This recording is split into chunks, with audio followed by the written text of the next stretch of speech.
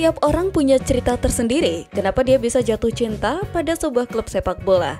Ada yang berawal dari sosok individual, lalu merasuk ke dalam kecintaan pada klubnya. Ada pula yang bermula dari pengalaman pertamanya menonton sebuah klub, baik melalui layar kaca maupun secara langsung. Kecintaan tersebut dapat tumbuh membentuk orang tersebut menjadi supporter klub sepak bola dimaksud. Cerita bermula pada awal 2000-an saat layar kaca menampilkan sosok gag and old school namun berwibawa, lengkap dengan kacamata bulat dan jaket panjangnya, berdiri tenang di pinggir lapangan Highbury. Ia adalah Arsene Wenger.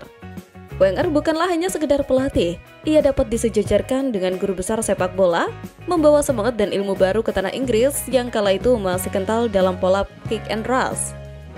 Ia datang membawa filosofi dan prinsip yang diterjemahkan dalam sistem pengelolaan dari hal non-teknis seperti pola makan para pemain, hingga hal teknis seperti analisis performa, di mana semuanya ini menghasilkan gaya main tim menyerang yang rapi dan indah. Dan dari semua klub di Eropa, ia memilih Arsenal setelah perjalanan karirnya dari Jepang. Dalam urusan perekrutan pemain, harus diakui bahwa Arsene Wenger mempunyai mata jeli dalam melihat potensi pemain. Meskipun tidak seluruh pemain yang dibeli bagi Arsenal merupakan pembelian yang terbaik, tapi prinsip Wenger tampak bahwa ia tidak membeli bintang, tapi membentuknya. Prinsip ini terwujud dalam sosok Thierry Henry, Patrick Vieira, Kolo Toure. Mereka datang bukan sebagai legenda, tetapi menjadi legenda karena dipoles oleh Wenger. Di bawah pembinaan Wenger, para pemain tumbuh bukan hanya sebagai atlet, tetapi sebagai bagian dari sistem. Secara khusus, musim 2003-2004 merupakan musim penuh keajaiban. Momen ini sering disebut The Invisibles. Arsenal menutup Liga Inggris tanpa sekalipun merasakan kekalahan. 26 menang, 12 imbang, 0 kalah. Arsenal pun diganjar dengan trofi Liga Inggris berlapis emas. Hal itu sebuah prestasi, tapi hal tersebut lebih dari sekedar angka. Momen itu memberikan pelajaran tentang harmoni, kerja kolektif, dan kepercayaan diri. Struktur tim ini pun penuh dengan keunikan keragaman. Mereka bukan sekedar pemain, mereka bukan potongan simfoni yang disusun oleh Profesor Wenger menjadi sebuah alunan musik yang tidak terlupakan. Namun, pasca era Invisibles berakhir, datanglah masa-masa sulit.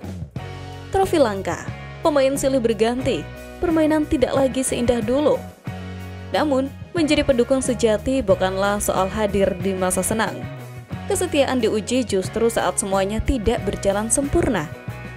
Supporter sejati bukanlah plastic fans, istilah era sekarang, di mana seseorang berpindah dukungan klub hanya untuk mengejar euforia hegemoni sebuah klub yang hanya dikaitkan sebatas capaian gelar di akhir musim. Dalam 5 tahun ke belakang, Arsenal perlahan bangkit pasca kepergian Arsene Wenger. Di tangan Mikel Arteta sekarang, ada semangat baru, sekaligus bayang-bayang Profesor masih samar-samar tetap hidup. Banyak pula yang mulai mengajak Arsenal sebagai klub nostalgia. Namun, banyak pula yang mencibir bahwa pendukung Arsenal merupakan salah satu fans yang paling kuat berpuasa gelar. Ejekan dan cibiran ini dapat ditemukan dalam media sosial maupun relasi nyata sesama pendukung klub sepak bola. Dengan gelar yang tak kunjung datang, beserta problematik masalah striker yang mandul musim ini, terlebih Meriam London harus dihantam badai cedera pemain, menjadikan isyarat urgensi untuk belanja pemain memanglah perlu. The Gunners sangat ingin meningkatkan sisi kiri serangan mereka dengan pemain seperti Nico Williams, Rodrigo, dan Rafael Leao adalah beberapa nama yang paling menonjol dikaitkan dengan kepindahan ke N5. Akan tetapi, William kini tidak mungkin pindah ke Arsenal karena pemain tersebut lebih memilih pindah ke Barcelona, sedangkan dua pilihan terakhir kemungkinan mahal. Karena itu, Andrea Berta tengah mengincar alternatif. Karena klub London Utara itu mati-matian mencari seseorang yang dapat mengorbankan semangat tim dalam menyerang. Gordon telah muncul sebagai target Arsenal, dan The Gunners tentu saja bisa menggoda Maguire untuk menjualnya dengan tawaran yang menggiurkan. Meski performanya musim ini menurun, pesona Gordon belum juga pudar, terutama di mata klub-klub besar yang ingin memperkuat sektor sayap. Gordon, yang bergabung dengan Newcastle dari Everton pada Januari 2023, dengan nilai transfer mencapai 45 juta pound sterling, telah mencatatkan 105 penampilan kompetitif, menyumbangkan 22 gol dan 23 assist untuk The Magpies. Musim lalu, ia tampil luar biasa dengan kontribusi 26 gol dalam 35 laga Premier League. Namun, musim ini, grafik performanya sedikit menurun. hanya 6 gol dan 6 assist dari 33 penampilan liga. Kendati mengalami penurunan produktivitas, Arsenal tetap menunjukkan ketertarikan. Dilansir dari iNews, kedua klub London tersebut mempertimbangkan Gordon sebagai opsi prioritas untuk memperkuat sisi sayap jelang musim 2025-2026. Mereka pun siap memantau situasi sang pemain yang masih terikat kontrak dengan Newcastle hingga musim panas 2028. Situasi finansial Newcastle dikabarkan sudah lebih stabil, namun mereka tetap memasang bandrol fantastis 80 juta pound sterling untuk Gordon. Harga yang tinggi itu jelas menjadi pertimbangan serius bagi Arsenal. Meski begitu, kebutuhan akan tambahan pemain sayap membuat kedua klub bisa saja tetap berani membuka pembicaraan. Arsenal tengah menghadapi situasi pelik di lini depan. Di sisi lain, Mikel Arteta tentu membutuhkan pelapis atau pesaing sehat untuk Bukayo Saka di sisi kanan, sekaligus pemain inti di sisi kiri yang bisa menambah kreativitas dan penetrasi. Anthony Gordon dengan kecepatan dan naluri menyerangnya menjadi opsi yang sangat menggoda. Dirinya mungkin bukan pemain dengan performa terbaik musim ini, namun potensinya tetap tinggi. Kecepatan, determinasi, dan pengalamannya di Premier League menjadikannya target yang sangat berharga. Dengan kontrak panjang di Newcastle, The Magpies punya posisi tawar kuat, tidak perlu buru-buru menjual kecuali ada tawaran yang tak bisa ditolak. Kini, semua bergantung pada keberanian Arsenal. Apakah mereka siap berjudi dengan dana besar demi winger berbakat atau akan mengalihkan bidikan ke opsi lain yang lebih ekonomis?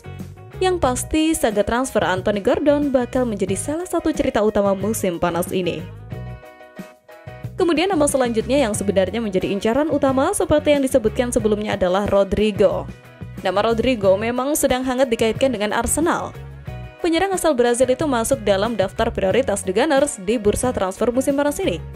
Namun, proses transfer ini tidak berjalan mulus. Real Madrid dikabarkan enggan melepas sang pemain dan memasang harga yang sangat tinggi untuk Rodrigo. Meski masih berusaha memperjuangkan transfer Rodrigo, Arsenal dikabarkan telah menyiapkan rencana alternatif. Menurut Vichajels, Brahim Diaz menjadi target pengganti yang sedang disiapkan manajemen Arsenal. Laporan menyebut bahwa minat Arsenal pada Diaz bukan tanpa alasan. Gelandang asal Spanyol ini dinilai memiliki banyak kesamaan karakteristik dengan Rodrigo. Diaz adalah tipe penyerang modern yang fleksibel, kemampuannya bermain di berbagai posisi lini depan dengan nama baiknya menjadi nilai tambah. Pengalamannya bermain di Inggris bersama Manchester City juga dianggap sebagai keuntungan, karena diyakini akan mempermudah proses adaptasinya jika bergabung dengan Arsenal. Sumber yang sama mengungkapkan bahwa peluang Arsenal mendapatkan Diaz jauh lebih terbuka dibandingkan dengan Rodrigo. Status Diaz yang bukan menjadi pilihan utama di skuad Real Madrid, jam bermainnya yang terbatas membuatnya mulai mempertimbangkan untuk hengkang. Faktor harga yang lebih terjangkau dibanding Rodrigo juga menjadi pertimbangan Arsenal untuk serius mendatangkannya.